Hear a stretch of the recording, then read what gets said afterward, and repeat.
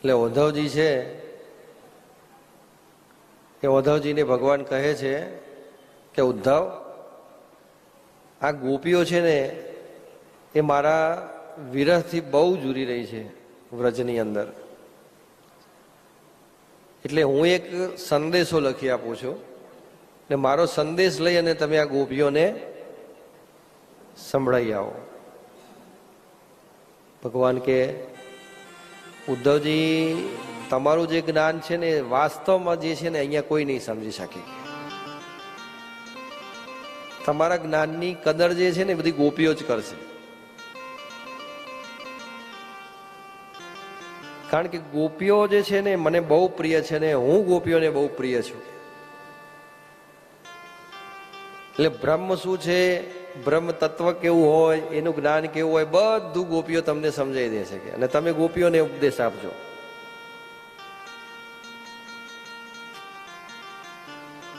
એટલે ઉદ્ધવજીને એક પત્ર લખી આપે છે. પત્ર લઈ અને ઉદ્ધવજી વ્રજમાં આવે છે. જ્યાં વ્રજમાં રથ આવેલો જોઈને આમ ઉદ્ધવજી હોય છે પણ ભગવાન કૃષ્ણ જેવા આમ પીળું પિતાંબર પહેરેલું ને એવી રીતે આમ સજ્જ ધજ લાગતા હોય. ઘણી જે ગોપીઓ છે એમને એવું થાય છે કે ભગવાન કૃષ્ણ સ્વયં આપણને મળવા આવ્યા છે એવો આભાસ થાય છે. આમ દૂરથી જોવે છે ને, કારણ કે બધી જે ગોપીઓ હોય છે એમની નજર હંમેશા મથુરાથી જે ગોકુળમાં આવવાનો જે રસ્તો, આમ વ્રજમાં આવવાનો જે રસ્તો હોય, મથુરાથી વ્રજમાં આવવાનો જે રસ્તો હોય એ રસ્તા ઉપર જ એક નજર હોય છે કે ભાઈ આજે કૃષ્ણ આવશે, કાલે કૃષ્ણ આવશે. અને જ્યાં પીળા પિતાંબર ધારી ઉદ્ધવજીને આવતા આમ જુએ છે,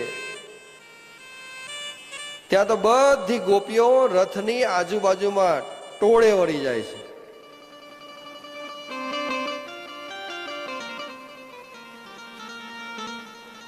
પહેલા તો ભગવાન કૃષ્ણ આવેલા છે એવું જાણી અને ખૂબ આનંદ વિભોર થઈ જાય છે. પણ જ્યાં એમની જગ્યાએ ઉદ્ધવજીને જુએ છે ત્યાં બધી ગોપીઓ નારાજ થઈ જાય છે. એટલે બધી જે ગોપીઓ હોય છે એમને ઉદ્ધવજી કહે છે કે હું કૃષ્ણ નથી પણ કૃષ્ણ ભગવાનનો સંદેશ લઈને, કૃષ્ણનો સંદેશ લઈને તમારી પાસે હું આવ્યો છું.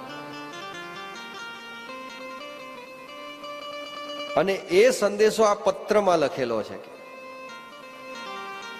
જ્યાં પત્ર બતાવે છે ત્યાં બધી ગોપીઓ એ પત્રને લેવા માટે એટલો રથને ઘેરી વળે છે કે એક ગોપી એ હાથ જ્યાં પત્ર હોય છે એ હાથમાં ઊંચો કરીને એ હાથને નીચો લાવવા પ્રયત્ન કરે. અને એ પત્ર લેવા માટે તો ઉદ્ધવજીની એવી દશા થઈ છે કે બધી ગોપીઓ રથ ઉપર ચડી જાય છે અને ખેંચમ ખીચ કરીને ઉદ્ધવજીને પણ રથ ઉપરથી નીચે નાખે છે. ઉદ્ધવજી ઘણું સમજાવે છે કે તમે સાંત્વના રાખો, હું વાંચી સંભળાવું છું. ત્યાં તો એ પત્ર હાથમાંથી જૂટવી લઈ અને પત્ર ખોલતાની સાથે એક આ બાજુ ખેંચે, એક આ બાજુ ખેંચે, એમ કરીને પત્ર આખો તોડી નાખે છે. બધાના હાથમાં એક પત્રનો એક એક ટુકડો આવી રહે છે બધી ગોપીઓના હાથમાં. જે એક એક ટુકડો પોતાના હાથમાં આવેલો છે એ ટુકડાને હાથમાં લઈ અને કોઈ ગોપી છે એ પત્રને પોતાની છાતી સમો ચાપે, કોઈ એ ટુકડાને લઈ પોતાની આંખે લગાવે, કોઈ પોતાના મસ્તકે લગાવે. તો વારંવાર એ જે પત્રનો ટુકડો છે એ ટુકડાને વારંવાર કોઈ ગોપી છે એને ચુંબન કરે. ઉદ્ધવજી તો ત્યાં આ બધી લીલા જોઈને આમ વિસ્મય પામી જાય છે કે આ શું? કૃષ્ણ ભગવાન માટે ગોપીઓને સમજાવે છે કે તમે જેને કૃષ્ણ કહો છો એ તો પરબ્રહ્મ પરમાત્મા છે, સ્વયં બ્રહ્મ.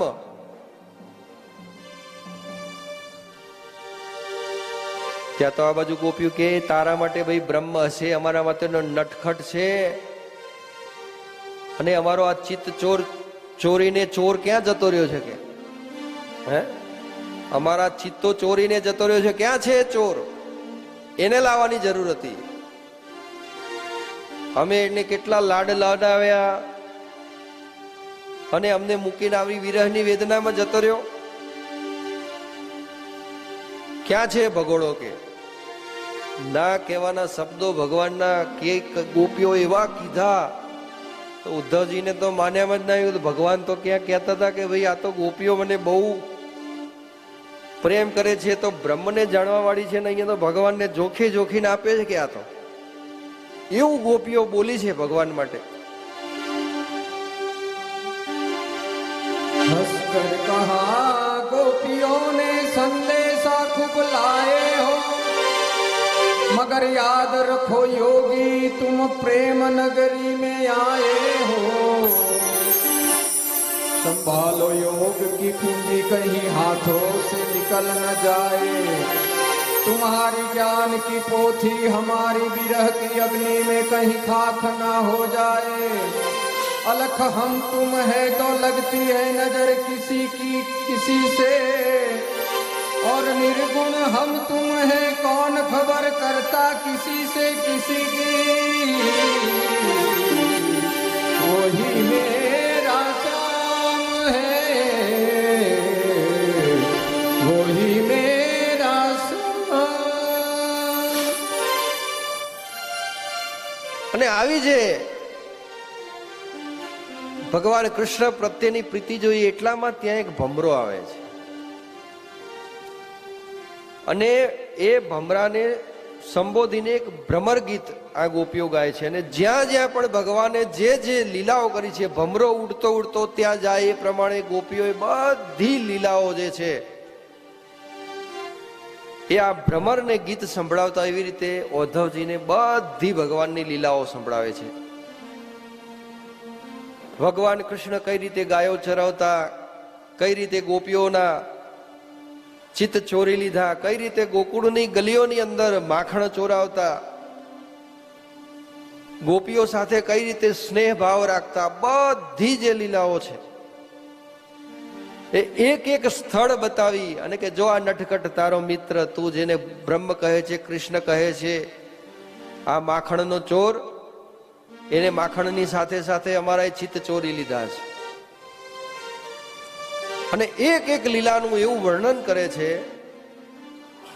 કે ઉદ્ધવજી છે એનું જ્ઞાન બધું જતું રહે છે અને ભાવ વિભોર થઈ જાય છે કે ઓહો પર બ્રહ્મ પરમાત્મા અહીંયા આવીને આવી આવી લીલાઓ કરી છે કે ના ગોપીઓની તો શું દશા ને શું હાલત કરી દીધી છે. છેલ્લે છેલ્લે ઉદ્ધવજીની આંખમાંથી પણ આંસુ આવી જાય છે ને એ પણ ગોપી ભાવ આવી જાય છે એમનામાં. અને ગોપીઓને કહે છે કે તમે બધી ગોપીઓ છે ને એ તમારું બધાનું દર્દ હું જાણી ગયો છું, ચિંતા ના કરો કે બરાબરનો એને વઢીશ. પરબ્રહ્મ પરમાત્મા બધું નીકળી ગયું, ભગવાન સામે હું આવી ગયું, બરોબરનો એને હું વઢીશ. સીધો મિત્ર ભાવ આવી ગયો. ત્યારે બધી ગોપીઓ કહે છે કે ઓધાજી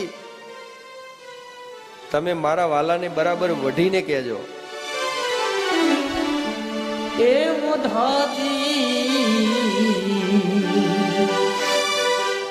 મારા વાલાને એ વઢીને કહેજો, માને તો મનાવી લેજો રે. મારા વાલાને એ વઢીને કહેજો.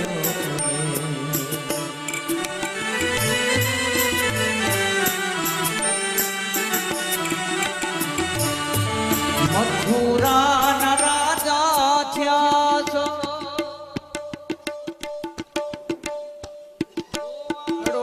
ને ભૂલી ગયા છો,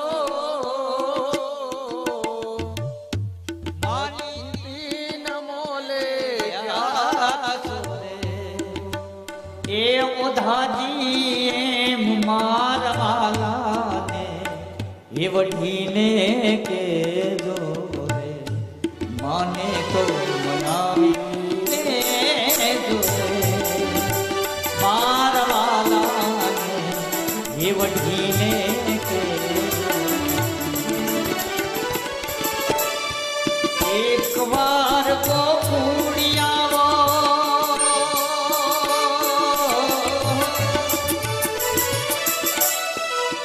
માતાજી ના મોઢે ખાવો ગાયું ને સંભાળી જાવો એવો થાજી એમ મારવાલા એ વઢીને કેજો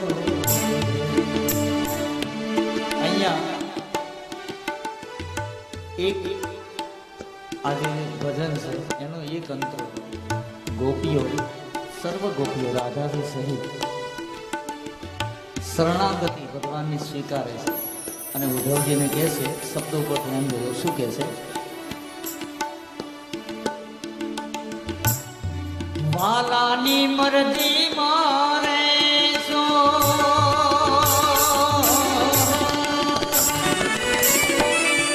માગે એ તો લાવી દેશો વાલાની મરજી મારે સો